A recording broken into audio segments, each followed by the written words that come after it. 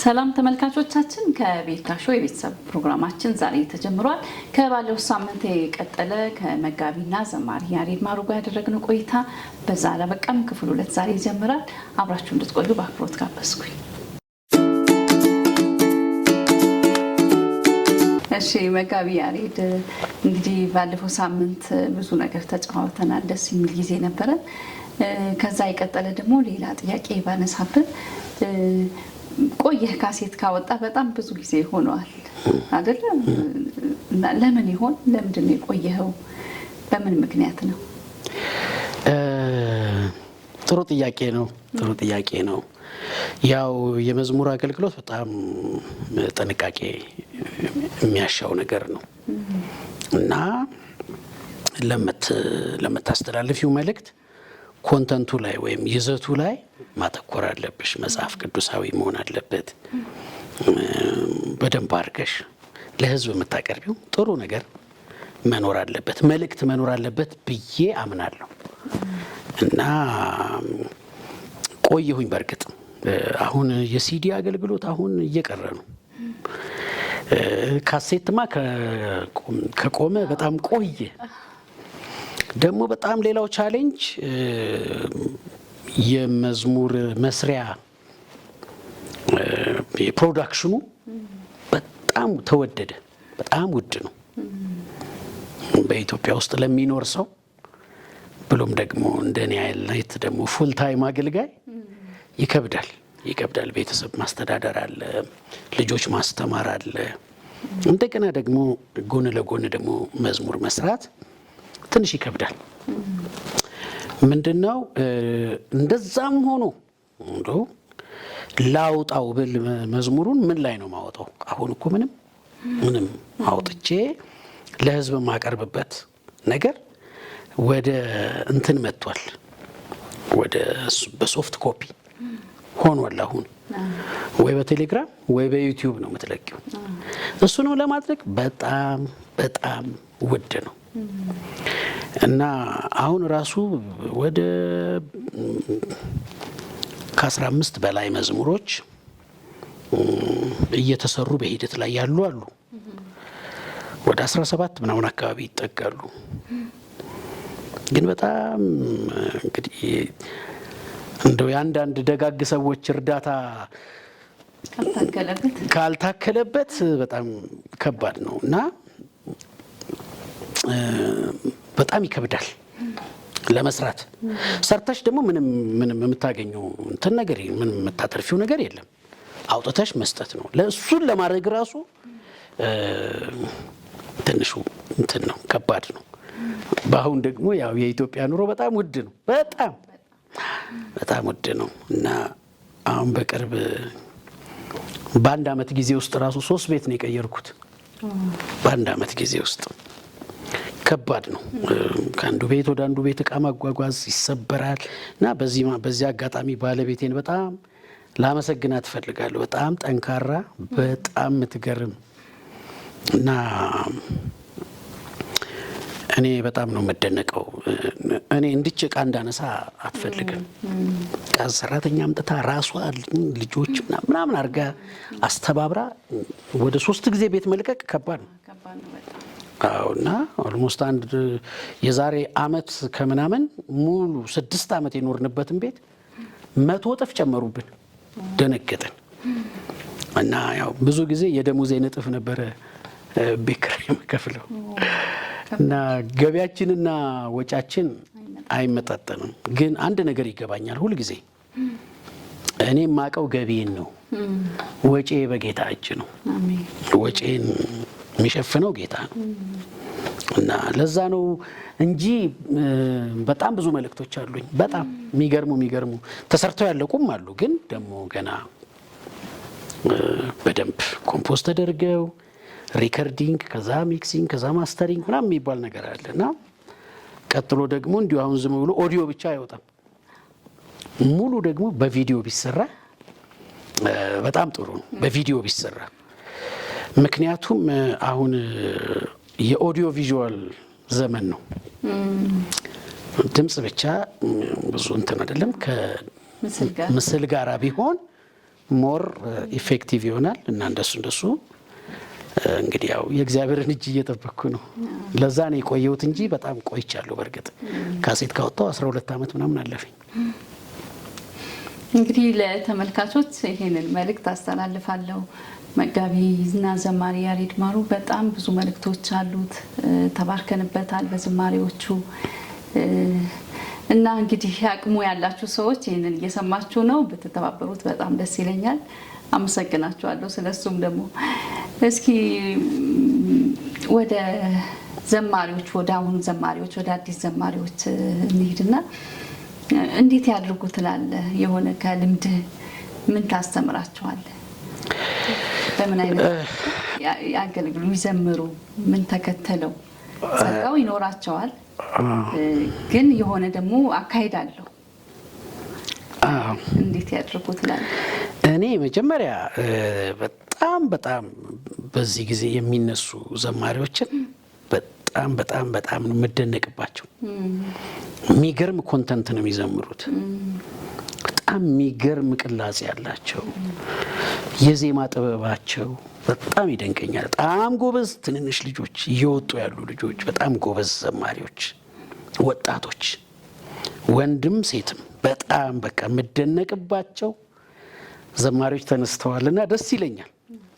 አንዳንዶቹን ሳገኛቸው በአንተ መዝሙር እንደዚህ በሚለው መዝሙርህ በጣም ነው የምወደው ምናምን እና እንደዚህ ጌታ ተናግሮኝ ምናምን ይሉኛል። እንደውም አንዲት ልጅ ምን አለችኝ? መጣችና ያሬድዬ በጣም ነው የምወድ አለችኝና ገና እየተነሳች ያለች ዘማሪ ናት እና ዋጋውን ተምኖ የሚል መዝሙር እንዴት ሆነ ነው የዘመርከው አለችኝ። ዋጋውን ተምኖ እና በቃ እሱን ስሰማ ዝም ብዬ ነው ማለቅሰው አለች እና እሷን እህት በጣም ብዙ ነገር መከርኳት። ያው የምናልፍባቸው እንደዚህ ቀጥ ያለ የህይወት ጎዳና የለንም። ውጣዎች አሉ፣ ውረዶች አሉ፣ ምስቅልቅሎች አሉ። በእነኛ ሁሉ መካከል እንግዲህ በእንግድነት የሀገር ስርዓት መዝሙር ሆነችኝ እንዳለ በእያንዳንዲቷ ገጠመኞቻችን እግዚአብሔር ቅኔ ይሰጠናል። መዝሙር በሌሊት ትሰጣለህ ይሌለ እና በሌሊቶቻችን ላይ መቼም የቀን ሌሊት አለ አይደል? የቀን ጨለማ ይላል የሀገሬ ሰው። በእንደነሱ አይነት ጨለማ ሁኔታዎች ውስጥ እግዚአብሔር የሚገርም ተስፋ ያለው መዝሙር ይሰጠናል እና እንደውም አንድ ነገር በዚሁ አጋጣሚ መዝሙር 142 ላይ መዝሙር 142 ርዕስ አለው። በዋሻ በነበረ ጊዜ የዳዊት ትምህርት ይላል። ለካ ዳዊት በዋሻ ሆኖ ትምህርት ነበረው። አይገርምም? እሱ ጎልያድን የሚጠልቅባት እያለው ግን በዋሻ ነበር። እኔ እገረማለሁ በዚህ ሀሳብ እና ይሄንን ቃል ያነበብኩ ቀን ቆምኩኝ። መኝታ ቤቴ ውስጥ ቆምኩኝ። በቃ ተንበርክኬ ነበር። ብድግ ብዬ ባይብሌን ይዤ ቆምኩኝ። እንደገና ደግሜ ያነበብኩት ቆምኩኝ። ዳዊት ሀውካም በዋሻ ውስጥ ሆኖ ሳኦል እያሳደደው፣ የሳኦል ሰራዊቶች እየከበቡት እያሳደዱት፣ ዱካውን እየፈለጉ ቤት ወጣ ቤት ገባ እያሉት እሱ በዋሻ ውስጥ ሆኖ ትምህርት ይጽፋል። ህዝበ እስራኤልን ከጨለማ ወደ እግዚአብሔር ዞር የሚያደርግ፣ ከጣዖት አምልኮ ከባዕድ አምልኮ ወደ እግዚአብሔር ዞር የሚያደርግ ትምህርት ነበረው። በጣም የሚገርም ሰው ነው ዳዊት እና ዝቅ ይልና ቁጥር 7 ላይ አቤቱ ስምህን አመሰግን ዘንድ ይልና ነፍሴን ከወህኒ ያውጣት ይላል። ወህኒ ሆኖበታል። ግን እዛ ወህኒ በሚባል ሲቹዌሽን ውስጥ ሆኖ ይጽፋል፣ ትምህርት ይጽፋል። ትምህርት ነበረው። ዳዊት ጋር የመጣ ሰው ትምህርት ቀርቶ ነው የሚሄደው እና እነኚህ ግን አቅማቸውን ማንም ሰው አክሰስ እንዲያደርገው ተደርጎ ፕላትፎርም ተዘጋጅቷል። የቲክቶኩ፣ የዩቲዩቡ፣ የፌስቡኩ፣ ኢንስታግራም መዓት አይነት ወይ አለ። በእነኛ መጠቀም ይችላሉ። ሁለተኛው አንድ ስጋት ያለኝ አሁን ለሚነሱ መዘምራን መቼም የተከፈተ በር ሁሉ የእግዚአብሔር ነው ብዬ አልልም። በር ቢመርጡ መድረክ ቢመርጡ እላለሁ። ወንድማዊ ምክሬ ነው። መድረክ ቢመርጡ ጥሩ ነው። እረኛ ደግሞ የሌላቸው ካሉ ድንገት አንዳንዶች እሰማለሁ ቸርች የላቸው የሚባሉ ዘማሪዎችን ገጥሞኛ ቃል እረኛ ቢኖራቸው በጎች ከሆነ እረኛ ያስፈልገናል እና በቸርች ጥላ ስር መሆን ትልቅ በረከት ነው እና እሱ እንደዛ ቢያደርጉ ጥሩ ነው ላለው እግዚአብሔር አገልግሎታቸውን ይባርክ። በጣም እየተባረኩባቸው ስለሆነ በጣም ደስ ይላል። እስኪ ወደ ትዳር ልመልስ። ምን ያህል ጊዜ ቆየ በትዳር? ስንት ልጆች አሉ? ቅርብ ጊዜ ነው ያገባሁት። አንድ 17 ዓመት ሊሆነኝ ነው። ቅርብ ጊዜ አይባልም። 17 ዓመት ሊሆነኝ ነው። እኔ እንጃ 5 ዓመት ምናምን የቆየሁ ነው የሚመስለኝ። በጣም የምትገርም ሚስት አለችኝ እና ያው ምሳሌ 18:22 ላይ ሚስትን ያገኘ በረከትን አገኘ ይልና ከእግዚአብሔር ዘንድ ሞገስን ይቀበላል ይላል። ለካ ሚስት አንዳንድ ሰው ቆይ ሶፋ ልግዛ ይላል፣ ቆይ አልጋ ልግዛ ይላል፣ ወይ ቁም ሳጥን፣ ቆይ ቤት ልስራ ይላል፣ ቆይ እንደዚህ ነገር ላድርግ፣ ቆይ ቴሌቪዥን፣ ቆይ ምናምን። ቆይ የሚለው ነገር ምድራዊ ቁሳቁስ ነገር ነው እና ቆይ ብሎ የሚጠብቀው ነገር ይበዛል። መጨረሻ ላይ ልክ የሆነ በቃ አሁን ቴሌቪዥን ነው የቀረኝ ብሎ ቴሌቪዥን እንደሚያስገባው አሁን በቃ ሁሉን ነገር አሟልቻለሁ ሚስት ነው የቀረኝ የሚሉ ሰዎች አሉ። ለነሱ አይነት ሰዎች መቼም ይሄ ቃል በጣም ወሳኝ ቃል ነው። ሚስት በረከት ናት፣ በረከት ናት። እኔ ባለቤቴን ሳገባ ከመጋባታችን ከ2 ዓመት በፊት ነው ስራ ያቆመችው። ከዛ በኋላ የቤቱን ስራ ነው በቃ ልጆቹን ቀጥ አርጋ በቃ በደንብ አርጋ ይዛ የምታሳድገውና ምንም አላስብም፣ እቤት ስላለው ነገር አላስብም። ምን ይሆን ብዬ አልልም አለች እና ሚስት ማለት በርደን አይደለችም፣ በረከት ናት። ካገባው በኋላ ነው እኔ ብዙ ነገር የተለወጠው። በጣም የተባረኩት ካገባው በኋላ ነው እና በጣም ደስ ይላል። እስኪ ትዳርን እንዴት ታይዋለህ? ወይ ጋብቻን ወይ ትዳርን እንዴት ታይዋለህ? በዛውም አያይዘህ የሚስትና የባል ኃላፊነት ምን ይሁን ትላለህ? ያው እኔ ጋብቻ አስተምራለሁ በቤተ ክርስቲያን። ሊጋቡ የሚመጡ ጥንዶችን አስተምራለሁ እና ብዙ ሰዎችን አስተምሬያለሁ እና ምንድነው ቀላል ትእዛዝ የተሰጠናል። ባሎች ሆይ ብሎ ክርስቶስ ቤተክርስቲያንን እንደሚወዳት ሚስቶቻችሁን ውደዱ ይላል። ቀጥሎ ደግሞ ይዞርና ሚስቶች ሆይ ይላል። ቤተክርስቲያን ለክርስቶስ እንደምትገዛ እናንተም ለባሎቻችሁ ተገዙ። አሁን ሚስት ለባሏ ከተገዛች መገዛት የሚለው እንቢተኝነትን ካስወገደች፣ ባል ደግሞ በምንም ሁኔታ ውስጥ እየወደዳት ከኖረ በጣም ጣፋጭ ትዳር ይሆናል እና ሚስቶች ችግራቸው ያለ መገዛት፣ ባሎች ችግራቸው ያለ መውደድ እንዳይሆን ሁለቱም እንደ እግዚአብሔር ቃል ሚስቶች እየተገዙ ባሎች እየወደዱ ትዳራቸውን እንዲቀጥሉ እመክራለሁ። ደስ ይላል። የትዳርን እና ወይ ጋብቻን ሁኔታ አልገለጽክልኝ፣ እንዴት ትገልጸዋለህ የሚለውን? ጋብቻ ክቡር ነው መጽሐፉ አይደል? መጋባት በሁሉ ዘንድ ክቡር ነው፣ መኝታውም ንጹሕ ይሁን ይላል። መጋባት ጥሩ ነገር ነው። ትዳር ጥሩ ነገር ነው። እንዳልኩሽ እንደሆነ እንደ ብርጭቆ እንደ ኮመዲኒ ውስጥ እንደሚቀመጥ እንደሆነ አንድ ዕቃ ሚስትን ማየት የለብንም። አሁን እሷ ነች የቀረችው ብለን ማለት የለብንም። እግዚአብሔር ከሰጠን ሚስት ማግባት ነው ያለብን እና ትዳር ጥሩ ነገር ነው። መፍራት የለብንም። እኔ በፊት በጣም ማግባት ፈራ ነበር። ካገባው በኋላ ግን ለምን ቆየሁ ነው ያልኩት እና ትዳር ጥሩ ነገር ነው። የዚህ ዘመን የትዳር ተግዳሮት ምንድነው ብለህ ትላለህ? የዚህ ዘመን የትዳር ተግዳሮት ያው አንዳንዱ በዚህ አታገቢም እንዴ አታገባም እንዴ እየተባለ የሚጨቀጨቃል በፋሚሊ ውፍ አሁንስ ለነሱ ስላግባ ብሎ ያገኘውን አፈፍ አድርጎ የሚያገባ አለ።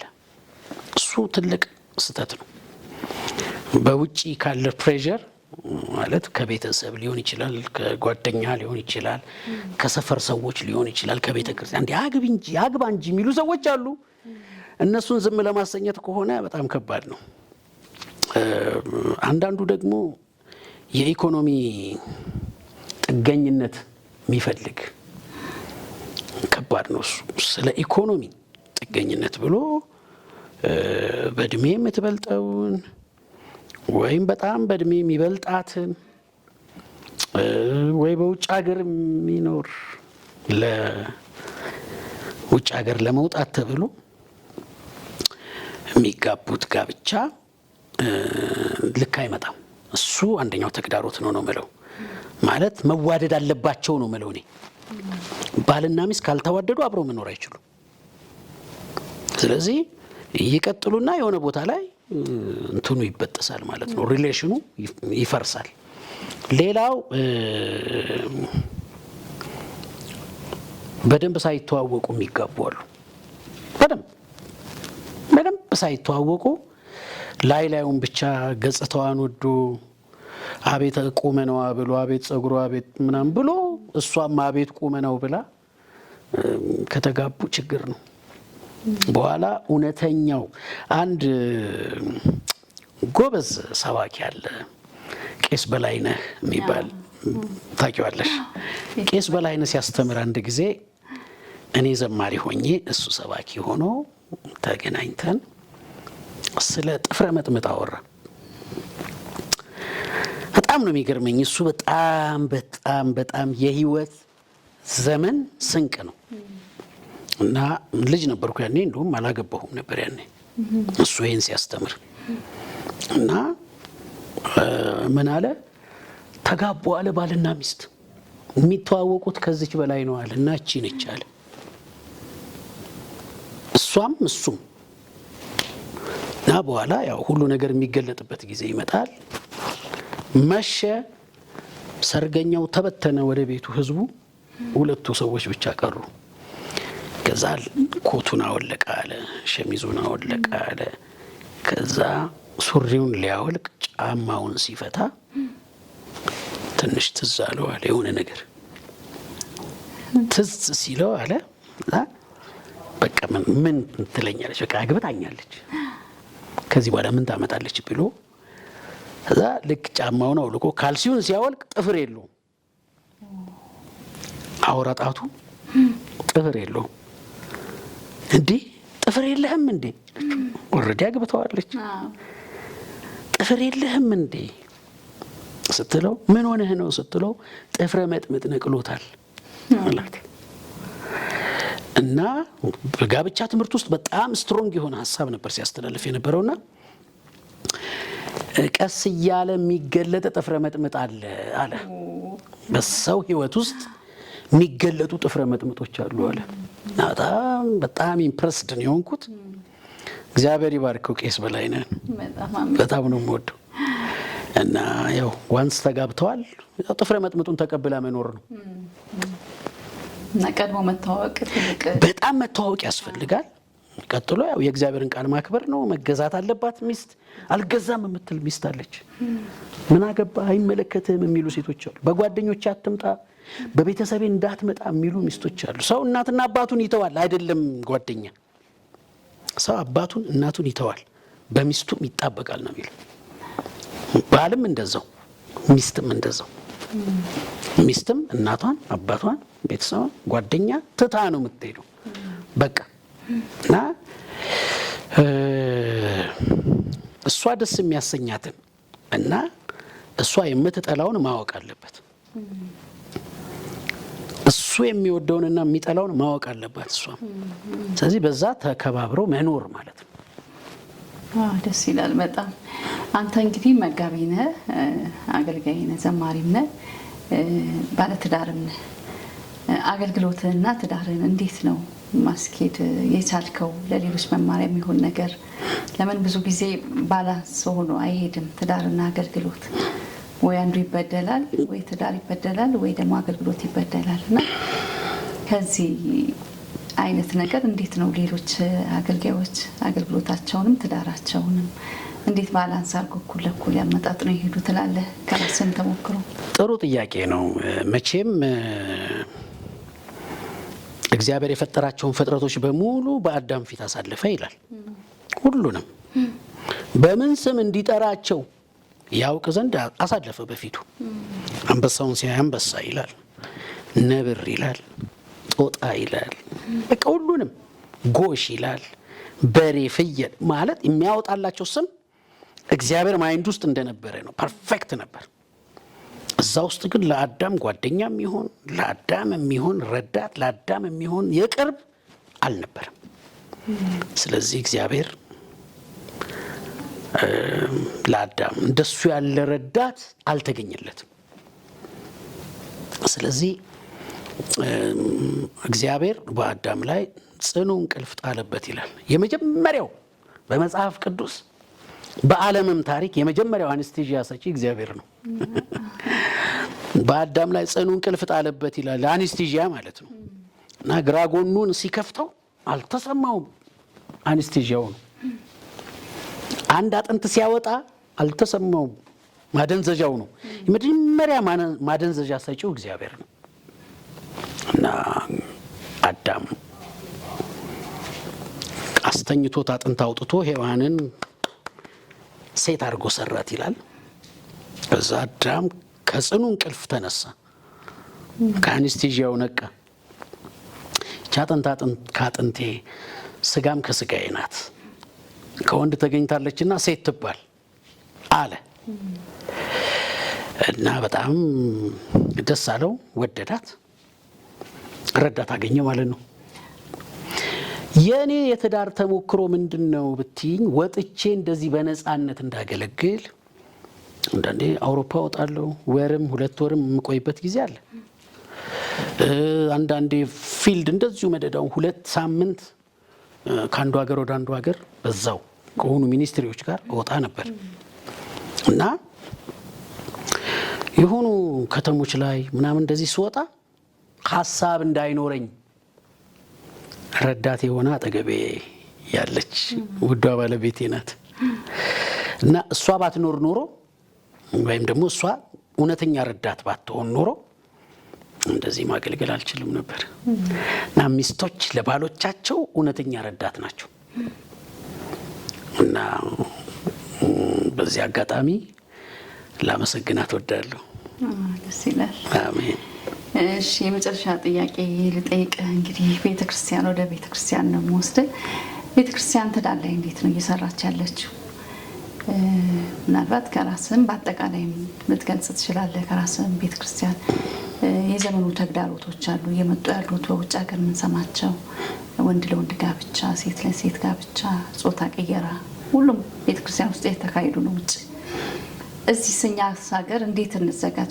ቤተክርስቲያን እንዴት ነው የተዘጋጀች ያለችው? በምን አይነት መልኩ ስትዘጋጅ ትላለህ? ጥሩ ጥያቄ ነው። እየመጣ ነው መጥቷልም። አልፎ አልፎ የምንሰማቸው ነገሮች አሉ በቤተ ክርስቲያን። ሰው ከዝሙት አልፎ ሌላ ነገር ውስጥ የገባበት ጊዜ ነው። ይሄ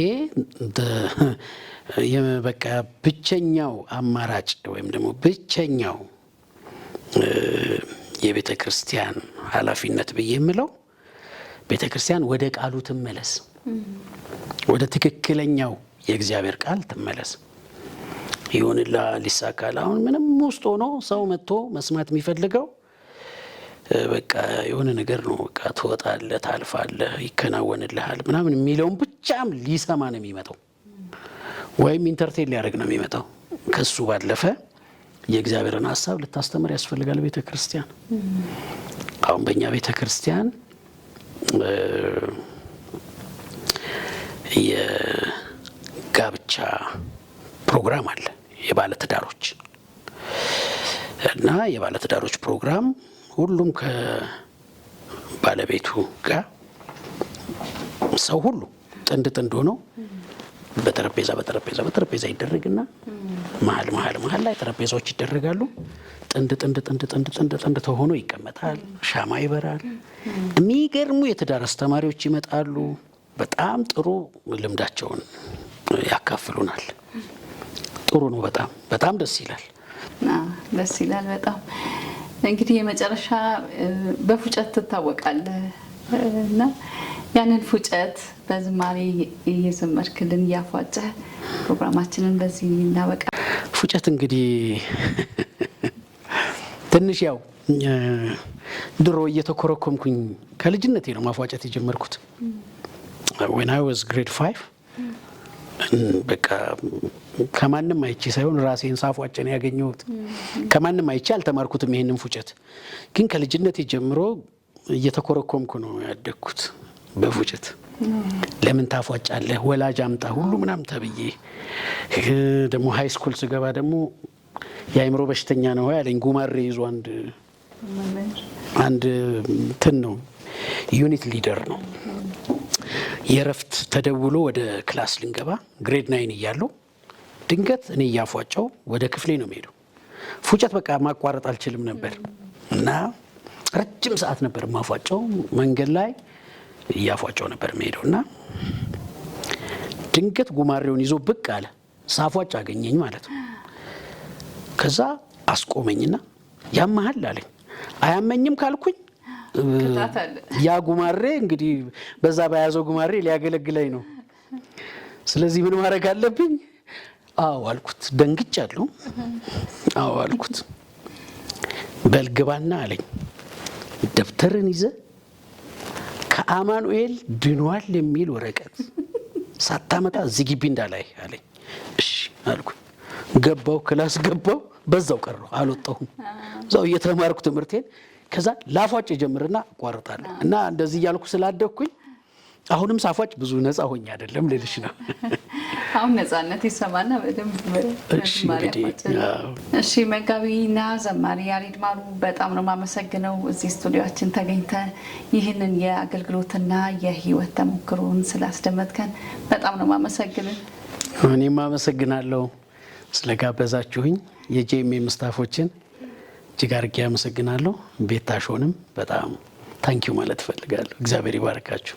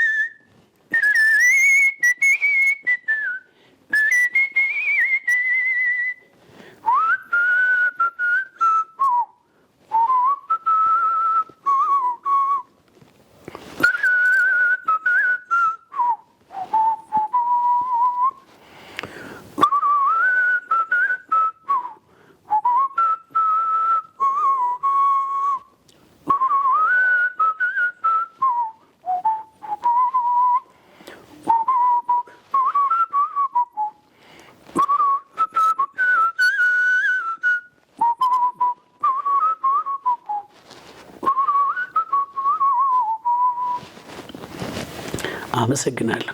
እንግዲህ ተመልካቾቻችን ከመጋቢና ዘማሪ ያሬድ ማሩ ጋር ያደረግነው ቆይታ በክፍል 2 የነበረው ቆይታችን በዚህ ተጠናቋል።